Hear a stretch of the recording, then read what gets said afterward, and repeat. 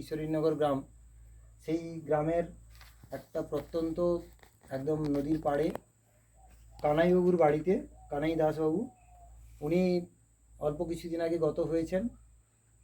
ওনার বাড়িতে এসেছি। ওনার স্ত্রী রয়েছেন নমিতা দাস। নমিতা দাসের সঙ্গে আমরা কথা বলবো।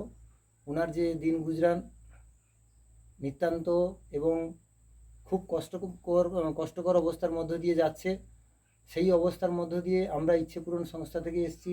ওনাদেরকে যদি আমরা কিছু সহযোগিতা করতে পারি সেই নিয়ে ওনার সঙ্গে একটু কথা বলবো। আপনার নামটা বলুন। আচ্ছা, আপনার স্বামীর নাম? আচ্ছা, কতদিন হলো উনি গত হয়েছেন? আচ্ছা, আপনার ছেলে মেয়ে কজন? এক ছেলে এক মেয়ে। আচ্ছা, কৃষ্ণেন্দু ছোট?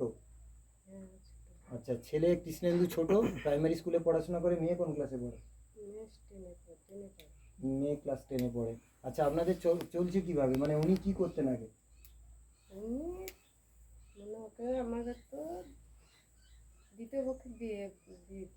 আচ্ছা, উনি কি করতেন আগে? ওই ঘর সংসারে কাজ করতো, শ্বাসকষ্ট ছিল, কোনো করতে। আচ্ছা, এখন আপনাদের চলছে কিভাবে?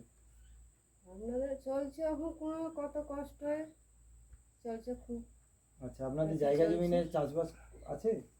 আছে, কাঠাদশী জায়গা আছে। আপনারা সবই শুনলেন যে খুব কষ্টকর অবস্থার মধ্য দিয়ে যাচ্ছে। আমরা ইচ্ছে পূরণ সংস্থা থেকে আমরা চেষ্টা করছি আগামী দিনে যাতে ওনাদের জন্য কিছু করতে পারি। ওনারা ভালো থাকুক, সুস্থ থাকুন, আমরা সবাই কামনা করছি। নমস্কার।